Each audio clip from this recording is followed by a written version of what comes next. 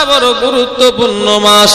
ইসলামে এই মাস বাদ দিলে অনেক কিছুই বাদ পড়ে যাবে, কিন্তু এই মাসেতে সব কিছু মানুষ ভুলে যায়।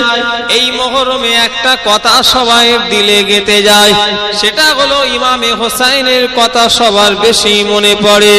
কারণ কি জানেন, এই মুহররমে 10 তারিখে নবীর নাতি ইমামে হোসাইনকে কারবালার ময়দানে শহীদ করে দেওয়া হয়েছে।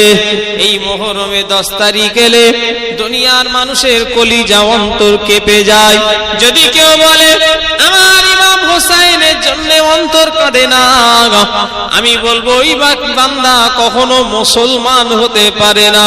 কেন, যে বান্দা মুসলমান হবে ইমাম হোসাইনের জন্য অন্তর কাঁপবে না, কাঁপবে না। বলে চোখ দিয়ে পানি না বেরোলো মনটা তো কষ্ট হবে।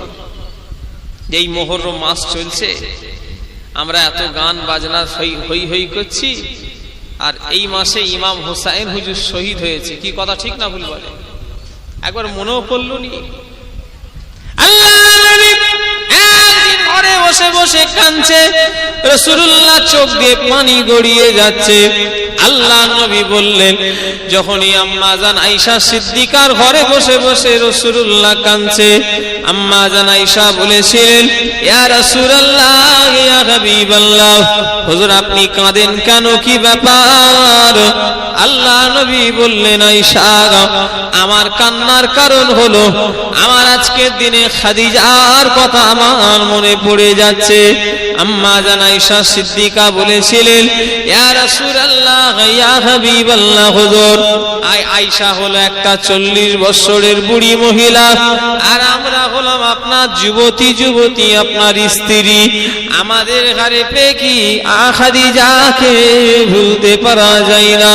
আম্মা জান আয়েশা সিদ্দিকাকে আল্লাহ নবী বললেন, ও আয়েশা, আমার খাদিজার বিরুদ্ধে অমন কথা কখনোই বলো না। তোমরা হলে আমার সুখের সাথী, খাদিজা হলো আমার দুঃখের সাথী। আমি রাসূলুল্লাহ, আমার খাদিজা যদি না থাকতো আমি নবী দ্বীন ইসলামের প্রচার করতে এত পারতাম না। আজকে যে তামাম পৃথিবীতে ইসলামের আলো জ্বলছে, একমাত্র আমার খাদিজারই অবদান আছে। জোরে বলে, আরো জোরে বলে। জি হ্যাঁ, আল্লাহ রসুল আম্মাজান খাদিজা হুজুরকে যখন বিবাহ করেন, তখন আম্মাজান খাদিজার এত পয়সা ছিল, এত ধনী, আর উনি সব ধন সম্পত্তি আল্লাহ রসুলকে বলেছিলেন, হুজুর আমার এত ধন সম্পত্তি, ব্যবসা বাণিজ্য সব আপনি ইসলামের জন্য ব্যয় করে দেন। জোরে বললেন না? ওই জন্য মহিলাদের মধ্যে সর্বপ্রথম ইসলাম কবুল করেছেন কে? মা খাদিজা। ছেলেদের মধ্যে হযরতে আবু বকর সিদ্দিক বড়দের ভিতরে, আর বাচ্চাদের ভিতরে হযরতে আলী। শুনছেন না আমার কথা? মেয়েদের মধ্যে কে? আম্মা জান খাদিজা। আর বড় পুরুষদের ভিতরে হযরতে আবু বকর। আর হযরত বলতে কেন গুনাহ হয়? আবু বকর বলতে নেই, কারণ হলো ওনাদের নামে একটা সম্মান আছে না? আছে। আর বাচ্চাদের ভিতরে হযরতে আলী হুজুর, এই তিনজন। আল্লাহ নবী বলছেন, আয়েশা আমার খাদিজা যদি না হতো আমার ফাতেমা হতো না।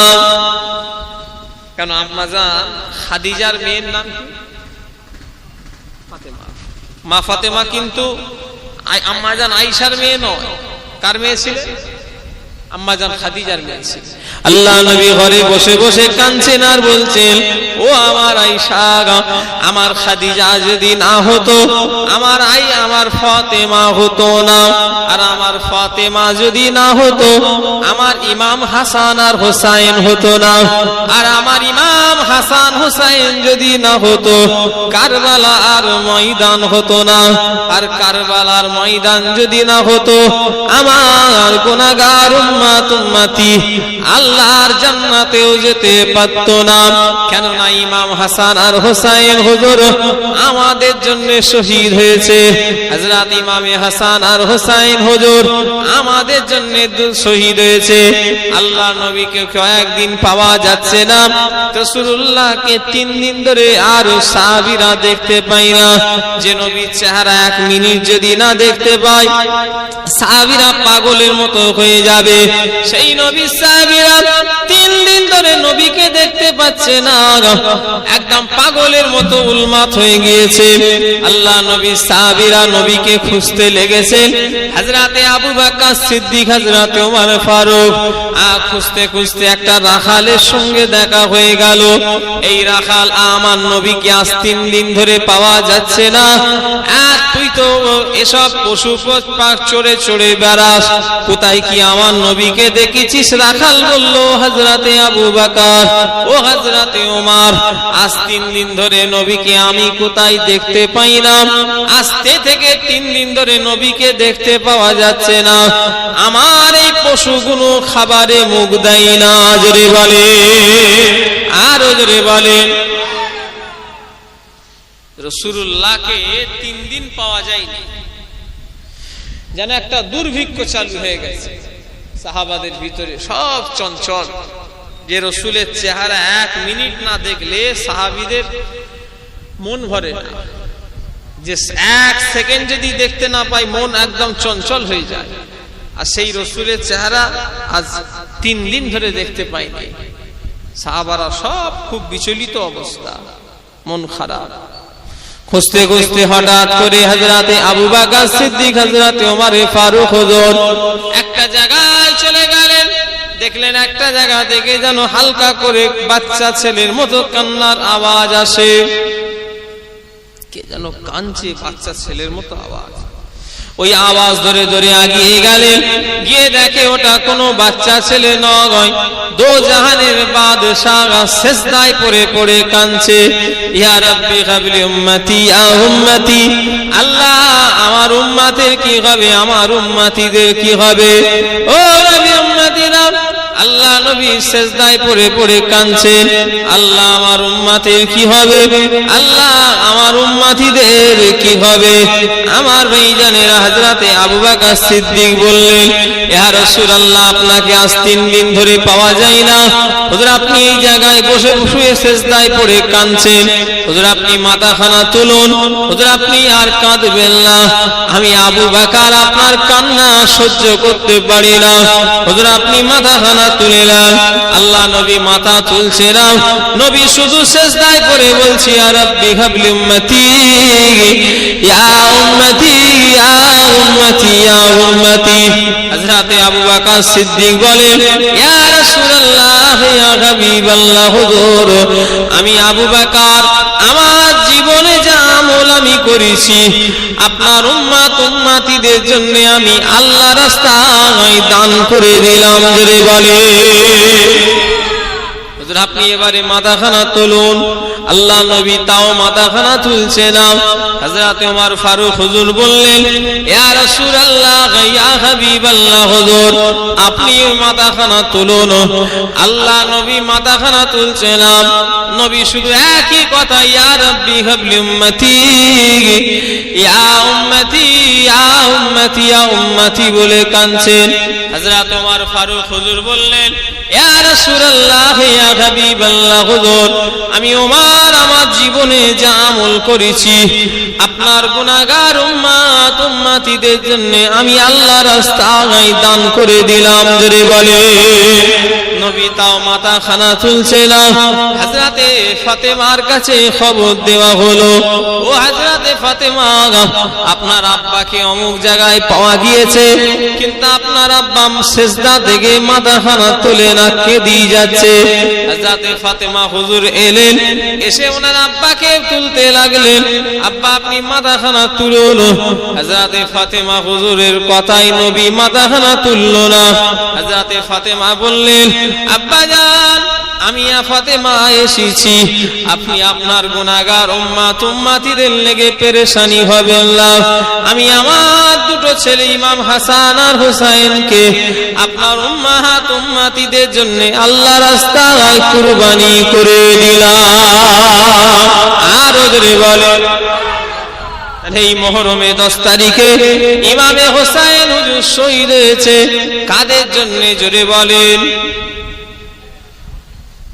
আমাদের জন্য। আমরা কি করে আল্লাহর জান্নাতে যাব? যদি ইমাম হাসান আর হোসাইন হুজুর শহীদ যদি না হতো, আমরা আল্লাহর জান্নাতে যেতে জোরে বলেন পারতাম না, কখনই না। হযরত ইমাম হোসেন হুজুর যুদ্ধ করছেন, কার হারানোর ক্ষমতা ছিল না। ইমাম হোসেনকে হুজুরের কে হারাবে এরকম কোন এজিদের সৈন্য এখনো পর্যন্ত জন্ম নেয় না। কিতাবের ভিতরে এসেছে ইমাম হোসেন হুজুরকে যদি আল্লাহর নবী মানা না করতেন, কিয়ামত পর্যন্ত যুদ্ধ হতো। ইমাম হোসেন হুজুরকে হারাতে কেউ পারত না। জোরে বলে আরো জোরে বলেন। এখন কটা বাজে? এই 10টা বাজতে যাচ্ছে। ইংরেজি 16ই আজকে আগস্ট। এখনো পর্যন্ত ইমাম হোসেন হুজুর যুদ্ধ করতে কেউ হারাতে পারতেন না। ইমাম হোসেন হুজুর যুদ্ধ করতে এজিদের 12,000 লোক, ইমাম হোসেন একা। এজিদের 12,000 লোক, ইমাম হোসেন একা। কথায় আছে জঙ্গলে যদি 1000 যদি ছাগল বাস করে, ওই জঙ্গলে একটা বাঘই যথেষ্ট। কথা ঠিক না ভুল বলেন? ছাগল ব্যা ব্যা ব্যা করবে, আর বাঘ তার আওয়াজ না একবারই দেবে, কি হবে? সব ঠান্ডা হবে না? হবে না? এই এতগুলি লোক আজকে রন্ধনগাছা পশ্চিম পাড়ায় বসে আছে। এই এতগুলি লোকের সঙ্গে আমার মারপিট হবে একা, আমি একা, কে জিতবে? আচ্ছা বলেন, এই আপনারা এতগুলি লোক আর আমি একা। ও এখানটায় কারো কথা বলছি রে বাবা, এখানে কি কি আছে? বৌদি, মুরব্বী চাচা বলছে সব বৌদি আছে। এই বৌদি আবার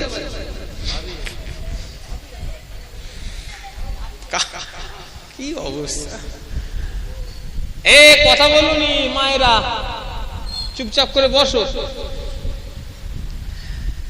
কি বলতে গেলাম জানো?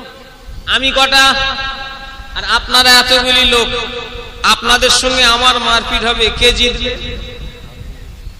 আমি জিতবো? কাজ খুঁজে পান নেই। ওর টিকারে যদি হয় না, আমাকে মেরে কিছু রাখবে এতগুলি লোক? আর আমার হাতে যদি একটা এরকম জিনিস থাকে, এই এত লোক আমায় ভয় খাবে না? খাবে না? অথচ আমি কটা? একটা। কিন্তু এমন একটা জিনিস থাকবে, ভয় খেয়ে যাবে। ইমাম হোসেন একা, এজিদের 12,000 সৈন্য। ইমাম হোসেন যখন কারবালার ময়দানে, আমার ভাইরা, হযরতে ফাতেমা চাদর গায়ে দিয়ে ওনার আব্বা জান হযরতে আলী রাদিয়াল্লাহু আনহু তলোয়ার, যে তলোয়ারটার নাম হলো জুলফিকার, ওই তলোয়ার নিয়ে যখন কারবালার ময়দানে নেমে পড়েছে, এজিদের 12,000 সৈন্য, ইমাম হোসেন একা এত স্পিরিটে তলোয়ারি ঘোরাচ্ছে যেন মনে হয় আকাশে বিজলি যেন আজ কারবালার ময়দানে ইমামে হোসেনের তলোয়ারে চমকাচ্ছে। জোরে বলে, যেমন আকাশে বিজলি চমকায়, যেন মনে হচ্ছে এত স্পিরিটে হুজুর তলোয়ার ঘোরাচ্ছে, যেন মনে হচ্ছে ওই রকম বিজলি আজ কারবালার ময়দানে ইমামে হোসেন হুজুরের তলোয়ারিতে চমকাচ্ছে। জোরে বললেন না? এত স্পিরিটে ইমাম হোসেন হুজুর কারবালার ময়দানে তলোয়ারি ঘোরাচ্ছে। এজিদের 12,000 লোকের ভিতরে কিছু লোক পিছন সাইড দিয়ে পালিয়ে যাচ্ছে। শুনছেন না আমার কথা? কিছু লোক পিছন সাইড দিয়ে পালিয়ে যাচ্ছে। ইমাম হুসাইন হুজুর একা, আর যারা পালিয়ে যাচ্ছেন তাদের ভিতরে আল্লাহ নবী সাহাবী ছিলেন। ভালো করে বুঝবেন, নাই গুনাহগার হয়ে যেতে হবে, আমাকেও হতে হবে, আপনাদেরও হতে হবে। এবারে যদি কেউ যদি মনে মনে করে হুজুর সাহাবী, রাসূলুল্লাহ সাহাবী ছিলেন, কার বিরুদ্ধে তলোয়ার ধরেছে? এজিদের পক্ষে ইমাম হুসাইনের হুজুরের বিরুদ্ধে তলোয়ার ধরেছে। আর সাহাবী কাদের বলা হয় জানেন? যারা রাসূলকে সচ্চোখে দেখে ঈমান এনেছে তিনাদের কি বলে? সাহাবী বলে। যারা রাসূলকে নিজের চোখে দেখেছেন, দেখে ঈমান এনেছে তিনাদের সাহাবী বলা হয়। আর নবী বলেছেন আমার সাহাবীরা হলো আসহাবিকান নুজুম, আমার সাহাবারা হলো আকাশের নক্ষত্র, যে যাকে ধরবে আল্লাহ তারই ঠিকানা জান্নাতে করে দেবে। জোরে বললেন না? আল্লাহ কোরআনে বলছেন রাদিয়াল্লাহু আনহু ওয়া রাদওয়ান, আল্লাহ কোরআনে বলছেন নবীর সাহাবারা আমার উপরে রাজি, আর আমি আল্লাহ নবীর সমস্ত সাহাবীদের উপরে রাজি। জোরে বললেন না? তাহলে সেই সাহাবী কার বিরুদ্ধে তলোয়ার ধরেছে? হযরত ইমাম হুসাইনের বিরুদ্ধে। এখানে যেন খারাপ ভেবে নেবেন না, শোনেন, সাহাবারা নাই নিজের ইচ্ছায় কখনো ইমাম হুসাইনের বিরুদ্ধে তলোয়ারি ধরতে চাইনি। তিনি এখানে জোর করে পেশাদ দিয়ে মেরে দেবো, ধমকি দেবো, নানা রকমের চাপ সৃষ্টি করে হযরত ইমাম হুসাইনের বিরুদ্ধে তলোয়ারি ধরিয়ে দিয়েছে। আমরা তো সব রাসূলুল্লাহকে নিজের চোখে দেখেছি। ইমাম হুসাইন যখন যুদ্ধ করছেন, এজিদের কিছু লোক পালিয়ে যাচ্ছে 12,000 লোকের ভিতরে। ওহ কি হলো, আজকে ওয়াজ করে আমার আরাম হচ্ছে না, কি জ্বালাই করছি। এই রাস্তার ধারে জলসা হলে এক জ্বালা, একটু রাত হয়ে গেলে আবার আরাম। এখন তো এই 10টাই বাজবে, মানুষ এমনি এখন সব যাচ্ছে। এটা 11টা একটু পার হবে, 11:30 হবে, তখন আবার সব শুনশান হয়ে যাবে, তখন আবার ওয়াজ করে মজা। আমি জানলে শেষেলি তুঙ্গ কি বিপদে পড়েছি প্রথম জলসালি, কথা বললেন না? কেন এইসব জায়গায় আমি দেখি যে রাস্তার ধারে যত জলসা একটু গভীর রাত হয়ে গেলে না আর অসুবিধে হয়, তখন বেশ ওয়াজ করে আরাম হয়, শুনেও আরাম হয়। আমার ভাইরা, যুবকেরা, মুরব্বিয়ান গণেরা, হযরত ইমাম হুসাইন হুজুরের বিরুদ্ধে 12,000 লোকের ভিতরে কিছু লোক যখন কেটে কেটে পালাচ্ছে, তাদের গায়ে জিজ্ঞাসা করা হচ্ছে তোমরা পালাচ্ছ কেন, কোথায় চলে যাবে? জবাবে তারা বলেছিল আজ আমরা হুসাইন হুজুরের বিরুদ্ধে তলোয়ারি ধরতে পারবো না, কারণ আমরা তো সচ্চকে রাসূলুল্লাহকে দেখেছি, যে মুখে নবীর কলেমা পড়ি লা ইলাহা ইল্লাল্লাহ মুহাম্মাদুর রাসূলুল্লাহ সাল্লাল্লাহু আলাইহি ওয়াসাল্লাম, সেই মুখে কি করে রাসূলুল্লাহর নাতিদের সঙ্গে বিয়াদবি করে আখিরাতের রাস্তায় কাঁটা দিতে পারবো না। আমরা তো নিজের চোখে রাসূলুল্লাহকে দেখেছি, আজ আমরা হুসাইনকে দেখছি, আমরা নবীকে দেখেছি, আর আজ কারবালাতে ইমামে হুসাইনকে দেখছি। আমরা মনে হচ্ছে আমাদের আজকে কারবালাতে স্বয়ং রাসূলুল্লাহ যেন নেমে পড়েছে। জোরে বলে, আরো জোরে বলে, আরো জোরে হবে না? বলে আমরা রাসূলকে দেখেছি আর ইমাম হুসাইন হুজুরকে দেখছি, আমাদের মনে হচ্ছে যেন কারবালাতে স্বয়ং নবী নেমে পড়েছে। জোরে বললেন না? আর ইতিহাসে পাওয়া যাচ্ছে ইমাম হুসাইন হুজুরের সঙ্গে আল্লাহ রসুলের চেহারা অনেকটা মিল ছিল। সেই ইমাম হুসাইন হুজুরকে কারবালার ময়দানে শহীদ করে দেওয়া হয়েছে এই মুহররমের 10 তারিখে। কারা করেছে? মুনাফিক মার্কা মুসলমান। হযরত ইমাম হুসাইন হুজুরকে শহীদ করেছে মুনাফিক মার্কা মুসলমান। তারা কিন্তু অন্য ধর্মের লোক নয়, তারা সবই মুসলমান ছিল, তবে মুনাফিক মার্কা মুসলমান। নবী বলেছেন মুনাফিকে 3টে লক্ষণ। আল্লাহ নবী বলেছেন 1 নাম্বার লক্ষণ হলো মুনাফিক কথায় কথায় মিথ্যে কথা বলবে। নবী বললেন 2 নাম্বার মুনাফিকের লক্ষণ হলো মুনাফিক ওয়াদা দিয়ে ওয়াদা খেলাফ করবে। মুনাফিকের রাসূলুল্লাহ বললেন 3 নাম্বার লক্ষণ হলো আমানতের মাল খেয়ানত করবে। নবী বললেন এই 3টে গুণ যার ভিতরে থাকবে ব্যক্তি আনবে ওই ব্যক্তি হলো মুনাফিক। আর ইসলামের সবচেয়ে ক্ষতি মুনাফিকেরা করেছে। কাফের চিনা যায়, মুনাফিক কিন্তু চিনা যায় না। কাফের চিনা যায় যে এই কাফের, কিন্তু মুনাফিক চিনা যায় না। সাহাবাদের কাতারে একই লাইনে নামাজ পড়েছে জানেন, রাইসুল মুনাফিকুন, মুনাফিকদের সর্দার, একই কাতারে সব নামাজ পড়েছে। হযরত ইমাম হোসেন হুজুরকে তো দাওয়াত করেছিল, কুফার লোকেরা বলেছিল ও হযরত ইমাম হোসেন আপনি আসেন, আমরা আপনার কাছে ইসলাম শিক্ষা গ্রহণ করব। এজিদের রাজত্ব আমরা মানি না, এজিদকে রাজা বলে মেনে নেব না, এজিদকে আমরা খলিফা বলে মেনে নেব না, এজিদের হাতে হাত দিয়ে আমরা বায়াত হব না। ও ইমামে হোসেন আমরা আপনার হাতে মুরিদ হব, আমরা আপনার হাতে বায়াত হব, আপনি কুফায় চলে আসেন। একটা চিঠি লিখে মক্কা শরীফে পাঠিয়ে দেওয়া হলো, হুজুর আপনি আসেন। হুজুরকে তো দাওয়াত করে শহীদ করেছে। আমার কারবালার ইতিহাস এত করুণ, ইসলামে এত করুণ ইতিহাস জীবনে হয়নি।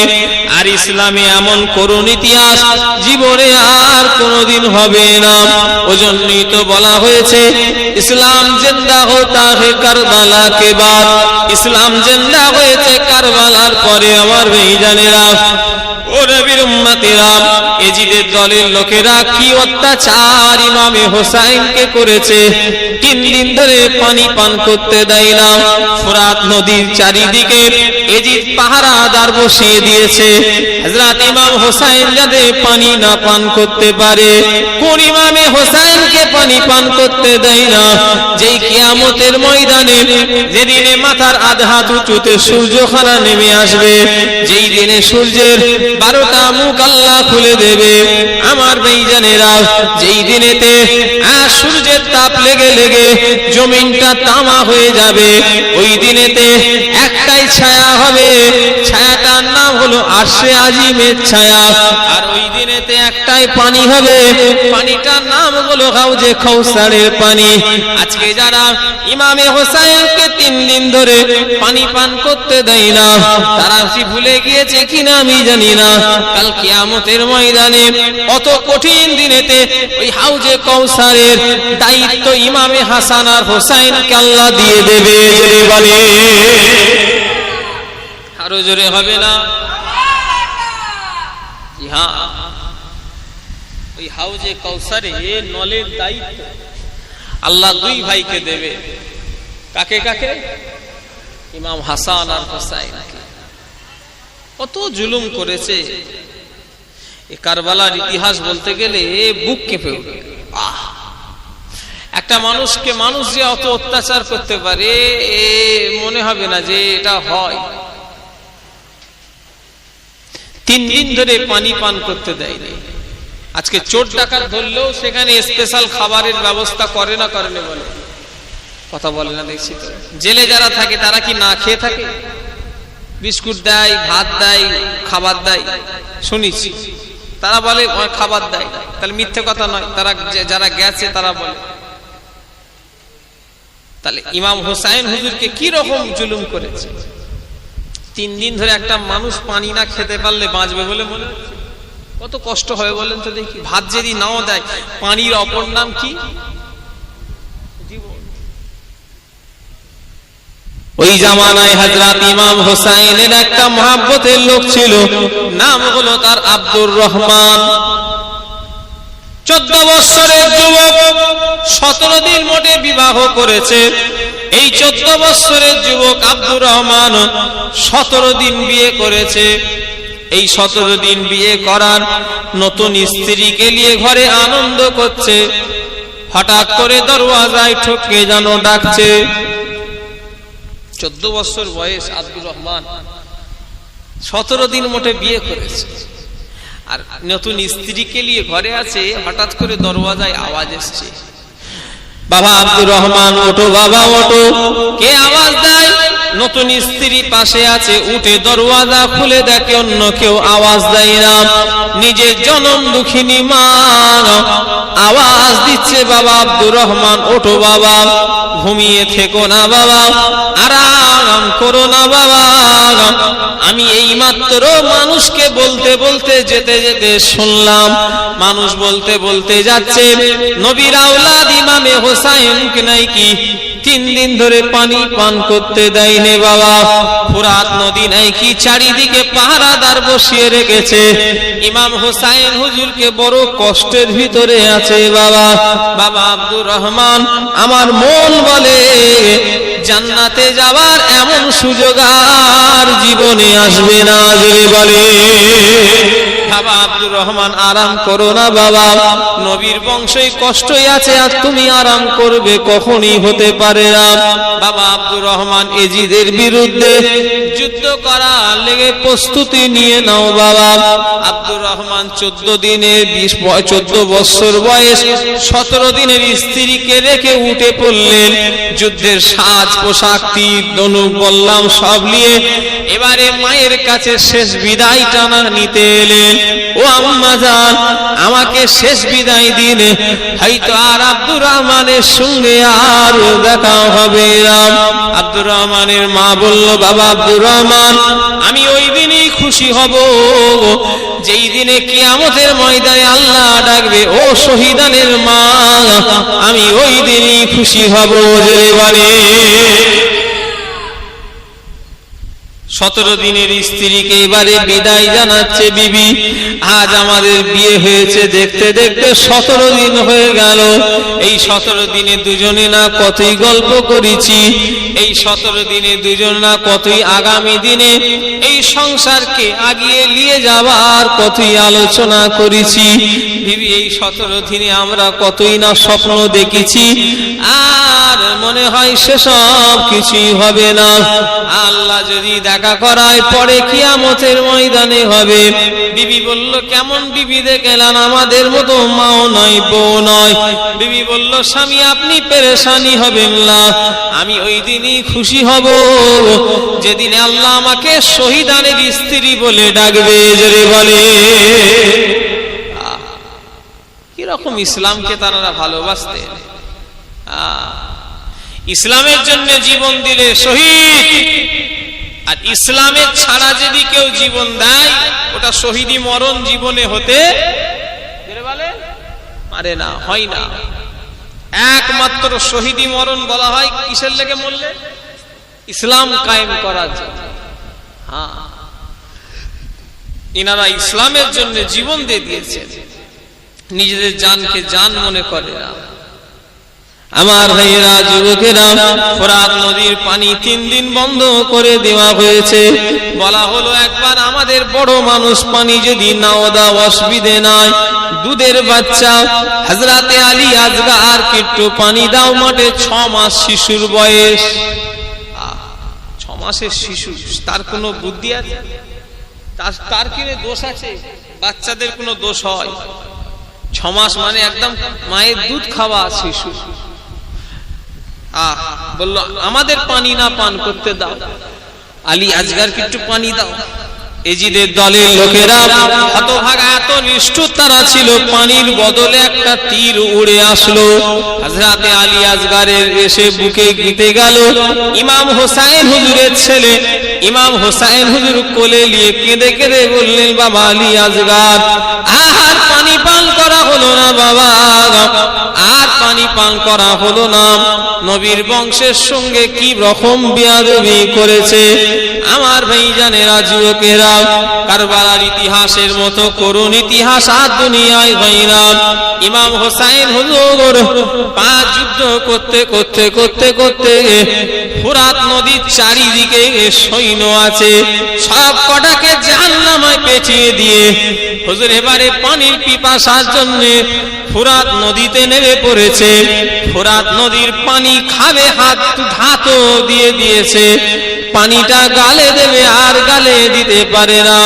কেন? গোটা ফোরাত নদীর পানি লাল হয়ে গিয়েছে। আমার ভাইজানেরা, কিভাবে ইমাম হোসাইন হুজুরের উপরে জুলুম করেছে, কিভাবে তারা অত্যাচার করেছে। কোন ইমামে হাসান আর হোসাইন? আল্লাহ নবী একদিন ইমামে হোসাইনের তামাম শরীরটাতে চুমু খাচ্ছেন, আর রাসূলুল্লাহ চোখ দিয়ে পানি গড়িয়ে যাচ্ছে। আল্লাহ নবী ইমাম হোসাইনের তামাম শরীরটাতে চুমু খাচ্ছে, আর রাসূলুল্লাহ চোখ দিয়ে পানি গড়িয়ে যাচ্ছে। আল্লাহ নবীকে সাহাবীরা জিজ্ঞাসা করেছিলেন, ইয়া রাসূলুল্লাহ, ইয়া হাবিবাল্লাহ, হুজুর আজকে আপনি হোসাইনকে চুমু খাচ্ছেন আর আপনার চোখ দিয়ে কেন পানি গড়িয়ে যাচ্ছে? আল্লাহ নবী বললেন, ও আমার সাহাবীরা, আমার ইমাম হোসেনকে কেন চুমু খাচ্ছি আর কাঁদছে জানো? আমার এই ইমাম হোসাইনকে চুমু খাচ্ছি আর কারবালার কথা আমার মনে পড়ে যাচ্ছে। আমার এই ইমাম হোসাইনকে কারবালার ময়দানে ছুরির আঘাত করে করে শরীরটা জর্জরিত করে দেওয়া হবে, তাই আমি রাসূলুল্লাহ তামাম শরীরটাতে চুমা দিয়ে দিলাম। বলে কোন ইমামে হোসাইন? যে ঠোঁটে রাসূলুল্লাহ চুমু লেগেছে, যে কপালে রাসূলুল্লাহ চুমু লেগেছে, যেই দুটো গালে রাসূলুল্লাহ চুমু দিয়েছে, এজিদের দলের লোকেরা সেই মুশের মুবারকের সঙ্গে বিয়াদবি করেছে। আমার ভাইজানেরা, কোন ইমামে হোসাইন?